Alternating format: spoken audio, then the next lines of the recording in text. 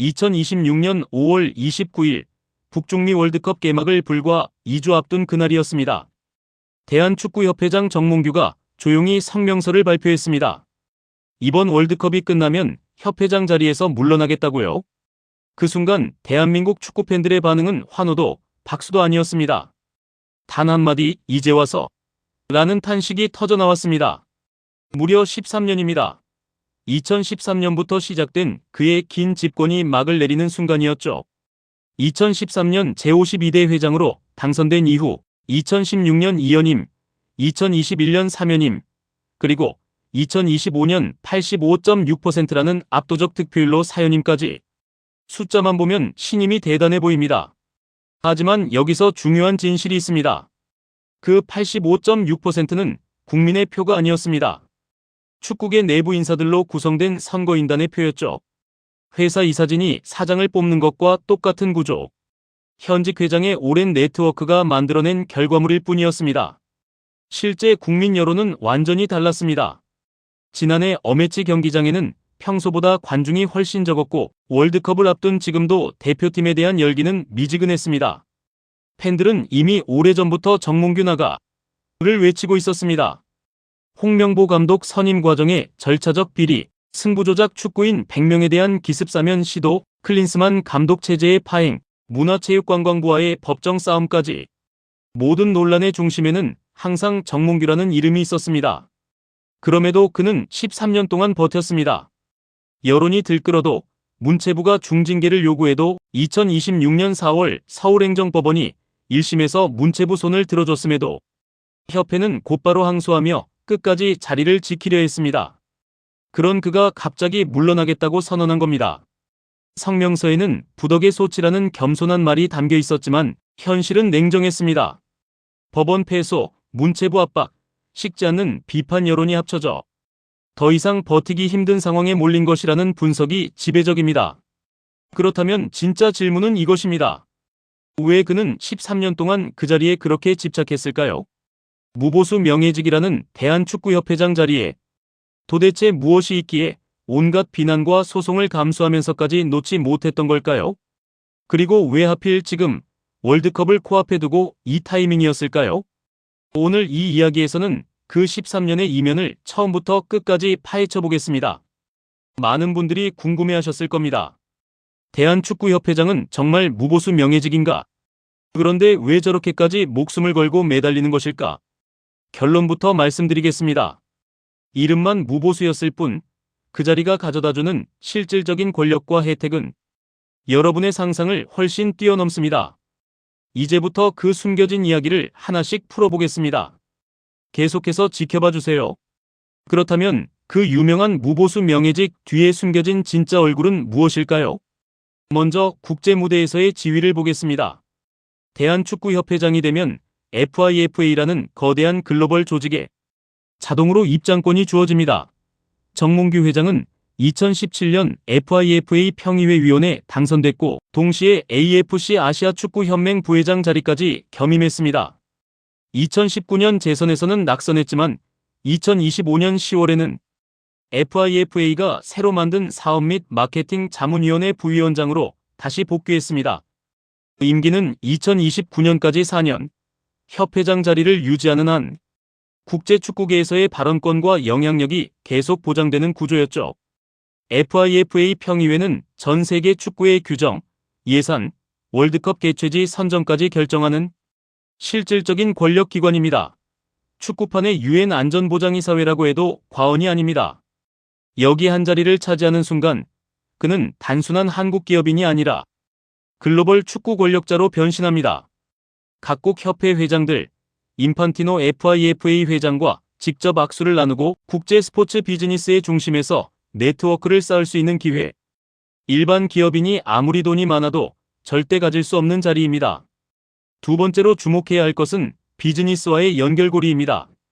정몽규 회장의 본업은 HDC 그룹 회장이고 핵심 계열사인 HDC 현대산업개발은 건설과 부동산 개발을 주력으로 합니다. 2024년 국회 문화체육관광위원회에서 배현진 의원이 폭탄 자료를 공개했습니다. 천안축구종합센터 건립사업 국제설계 공모 과정에서 HDC 현대산업개발이 깊숙이 개입된 정황이 드러난 것입니다. 네덜란드 설계사 UN 스튜디오가 보낸 공식 문서의 수신자가 축구협회와 HDC 현대산업개발 두 곳이었고, 제출된 디자인 결과물에는 HDC 아레나라는 이름이 선명하게 박혀 있었습니다. 총 사업비 4,023억 원 규모의 초대형 프로젝트입니다. 국비, 도비, 천안시비, 협회 예산이 모두 투입됐죠. 협회장 본인의 건설사가 이 과정에 이름이 오르내리는데 전문 지식을 봐달라는 한마디로 끝날 일이 아니었습니다. 세 번째는 협회 예산 그 자체입니다. 2025년 기준 일반 집행 예산만 약 1,108억 원, 천안축구종합센터 건립 예산 941억 원을 합치면 총 2,049억 원 규모입니다. 이 거대한 돈의 집행 방향을 사실상 좌지우지하는 사람이 바로 회장입니다. 감독 선임부터 해외 전지훈련, 유소년 육성, 대회 운영까지 모든 결정의 정점에 서 있습니다. 게다가 HDC와 HDC 현대산업개발은 2024년에 축구협회와 4년짜리 공식 파트너 계약까지 체결했습니다. 회장 본인 회사가 협회의 후원사가 된 이해충돌의 교과서 같은 상황이죠. 정몽규 회장에게 대한축구협회장 자리는 단순한 봉사직이 결코 아니었습니다. 국제축구 권력의 중심에 설 수 있는 외교적 지위, 4천억 원대 건설 사업 기회, 2천억 원이 넘는 예산 집행권까지 한 몸에 안을 수 있는 세상에서 가장 효율적인 플랫폼이었습니다. 월급을 받지 않는 대신 얻은 것이 훨씬 더 컸던 거죠. 하지만 권력은 결코 공짜로 유지되지 않습니다. 그가 13년 동안 자리를 지키기 위해 치러야 했던 대가는 점점 더 커져만 갔습니다. 이제부터 그 대가의 실체, 수많은 논란의 핵심으로 들어가 보겠습니다. 계속해서 함께 파헤쳐 보시죠. 그리고 이 모든 권력이 유지되는 과정에서 벌어진 논란들은 한 편의 영상으로 다 담기 어려울 정도로 길고 무거웠습니다. 가장 먼저 축구팬들의 심장을 강타한 사건은 2023년 3월 28일이었습니다. 대한축구협회가 느닷없이 승부조작 등 각종 비위를 저지른 축구인 100명에 대한 사면을 전격 의결한 날입니다. 100명 중 48명이 승부조작 가담자였고 나머지는 제명이나 무기한 자격정지 처분을 받은 인물들이었습니다. 문제는 타이밍이었습니다. 하필 그날 어매치 경기가 예정된 날이었고 협회는 경기 시작 불과 2시간 전에 기습적으로 사실을 공개했습니다. 사전 예고도, 팬들과의 소통도, 반성 절차도 전혀 없었습니다. 축구팬들의 분노가 폭발했습니다. 불굴의 응원단 불굴의 전사는 즉각 성명서를 내고 사면 철회를 요구하며 어매치와 K리그 보이콧까지 경고했습니다. 결국 사흘 만에 협회는 사면을 철회했습니다. 정몽규 회장은 고개를 숙이며 눈높이를 고려하지 못했다고 말했습니다. 하지만 그 표현은 팬들에게 잘못은 본인이 아니라 팬들의 눈높이가 높아진 탓이라는 듯 들렸습니다. 여론은 더 크게 반발했습니다. 그리고 이 사건이 채 가시기도 전에 더 큰 폭탄이 터졌습니다. 바로 홍명보 감독 선임 논란이었습니다. 정몽규 회장은 고려대 경영학과 80학번, 홍명보 감독은 고려대 체육교육과 87학번입니다. 핵심 매개자 이임생 기술총괄이사 역시 고려대 출신이죠. 한국 축구를 고려대가 장악했다는 말이 나올 수밖에 없었습니다. 원래 정관상 국가대표 감독 추천 권한은 전력강화위원회에 있고 최종 선임은 이사회에 있습니다.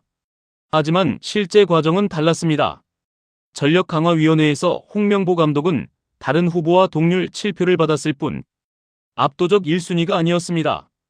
정혜성 위원장이 사퇴하면서 위원회가 사실상 마비된 상황에서 이임생 이사가 홍명보 감독을 단독 추천했습니다. 문제는 이임생 이사에게는 그런 추천 권한이 정관상 없다는 것이었습니다. 2026년 4월 서울행정법원은 이 과정을 조목조목 지적하며 추천 권한 없는 사람이 절차를 진행했고 이사회의 권한이 형식화됐다고 판시했습니다. 그뿐만이 아니었습니다. 법원은 홍명보 클린스만 감독 선임 부적정 외에도 연령별 대표팀 지도자 선임, 축구종합센터 건립, 승부조작 사면, 비상근 임원 자물료 지급 등 문체부가 지적한 9가지 사안 모두에서 문체부의 손을 들어줬습니다.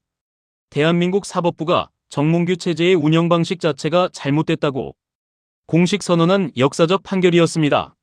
그런데 협회가 한 일은 무엇이었을까요? 반성도 수용도 아닌 즉각 항소 결정이었습니다. 법원의 판결에 불복하고 다시 싸우겠다는 태도. 13년 동안 쌓아온 비리와 독선의 결과물이 법정에서 확인됐음에도 끝까지 인정하지 않고 버티는 모습. 이것이 바로 정몽규 회장이 보여준 13년의 본질이었습니다. 그가 가진 가장 놀라운 능력은 축구 행정 능력이 아니라 버티기였습니다. 보통 사람이라면 한두 번의 논란에도 물러났을 텐데 그는 모든 위기에서 끝까지 자리를 지켰습니다. 2025년 사연임 당시에도 여론은 최악이었습니다. 그럼에도 내부 선거인단 192명 중 183명이 현장 투표로 그를 재신임했습니다. 반대하면 이 바닥에서 먹고 살기 힘든 구조. 이것이 대한축구협회 선거 시스템의 근본적인 병폐이자 정몽규가 13년 권력을 유지할 수 있었던 핵심 비결이었습니다. 그 철벽 같은 버티기가 마침내 한계에 달한 순간이 왔습니다. 2026년 5월 29일 그 돌연한 사퇴 선언의 진짜 이유는 무엇이었을까요? 그리고 그 선택이 결국 불러온 최악의 결과는 월드컵 경기장에서 그대로 드러났습니다. 그렇게 철벽처럼 버티던 정몽규 회장이 2026년 5월 29일 돌연 물러나겠다고 선언한 이유는 무엇이었을까요? 법원 1심 패소라는 사법적 압박, 문체부의 강력한 징계 요구, 월드컵을 앞두고도 식지 않는 비판 여론이 한꺼번에 몰려왔기 때문입니다. 더 냉정하게 보면 사퇴 시점도 월드컵 종료 이후로 잡은 계산된 선택이었습니다. 하지만 그 계산은 가장 잔인한 방식으로 돌아왔습니다. 2026 북중미 월드컵 어조 조별리그. 홍명보 감독이 이끄는 대표팀의 운명이었습니다. 첫 경기 체코전에서는 2대1 승리로 좋은 출발을 알렸습니다. 그러나 두 번째 멕시코전에서 패배한 데 이어 비기기만 해도 32강 직행이 가능했던 마지막 남아프리카 공화국전에서 0대1 충격패를 당하며 1승 2패, 조 3위로 밀려났습니다. 48개국으로 확대된 이번 대회에서 각 조 3위 12팀 중 상위 8팀만 32강에 합류할 수 있었습니다. 한국은 다른 조 결과를 기다려야 하는 처지에 놓였고 결국 K조 최종전에서 콩고민주공화국이 우즈베키스탄을 역전승하면서 대한민국의 32강 탈락이 확정됐습니다. 정몽규 회장이 강행했던 고려대 라인 감독 선임의 대가는 손흥민, 김민재를 비롯한 선수들의 어깨와 새벽잠을 설치며 응원했던 수천만 국민들의 가슴에 그대로 꽂혔습니다. 13년이라는 긴 세월 동안 대한민국 축구는 과연 무엇을 얻었을까요? 2022 카타르 월드컵 16강 진출이라는 성과가 있었고 천안 코리아 풋볼파크라는 인프라도 세워졌습니다. 하지만 그 숫자들 뒤에는 투명하지 않은 감독 선임 절차, 무너진 전력 강화 시스템, 팬들이 등을 돌린 텅 빈 경기장, 그리고 법원에서 확인된 9가지 위법 부당사항이라는 훨씬 더 무거운 대가가 숨어 있었습니다. 정몽규는 이제 물러났지만 그가 13년 동안 뿌려놓은 구조적 문제들은 고스란히 다음 협회장의 몫으로 남았습니다. 협회 정관에 따라 회장직 공석이 확정되면 60일 이내에 차기 회장 선거를 치러야 합니다. 하지만 그 선거 역시 같은 내부 선거인단 구조에서 진행됩니다. 사람만 바뀌고 시스템이 그대로라면 제2의 정몽규, 제3의 정몽규가 나오지 않으리라는 보장은 어디에도 없습니다. 이제 우리는 단순히 한 사람의 퇴장을 넘어 더 근본적인 질문을 해야 할 때입니다. 정몽규 회장 개인의 퇴장은 끝이 아니라 오히려 시작이 되어야 합니다. 한 사람이 물러난다고 모든 문제가 해결되지 않습니다. 협회 정관상 같은 선거인단 구조가 유지되는 한 또 다른 권력자가 등장할 가능성은 언제나 열려 있습니다. 우리는 이제 근본적인 변화를 요구해야 할 때입니다. 팬들의 목소리가 선거에 제대로 반영될 수 있는 시스템, 감독 선임 과정의 투명성과 공정성을 보장하는 절차, 협회 예산 집행에 대한 독립적 감시 체계. 이런 구조적 개혁 없이는 한국 축구의 미래는 또다시 누군가의 사유물이 될 수밖에 없습니다. 정몽규라는 이름 석자를 지우는 것보다 더 중요한 것은 그를 만들어낸 구조 자체를 바꾸는 일입니다. 그리고 그 변화를 요구할 자격이 있는 사람은 새벽에 일어나 대표팀을 응원하고 주말마다 경기장을 찾는 바로 우리 축구팬들입니다. 우리가 침묵하는 순간 똑같은 역사는 반복될 것입니다. 13년의 아픔을 헛되이 흘려보내지 말아야 합니다. 이제 진짜 변화의 시작을 만들어야 할 때입니다. 오늘 이야기는 여기까지입니다. 13년 동안 한국 축구를 짓눌렀던 권력의 실체와 그로 인해 잃어버린 것들, 그리고 우리가 나아가야 할 방향에 대해 함께 생각해 보셨기를 바랍니다. 이 영상이 도움이 되셨다면 구독과 좋아요 부탁드리며 여러분의 의견도 댓글로 많이 남겨주세요. 대한민국 축구의 밝은 미래를 함께 만들어 갑시다. 감사합니다.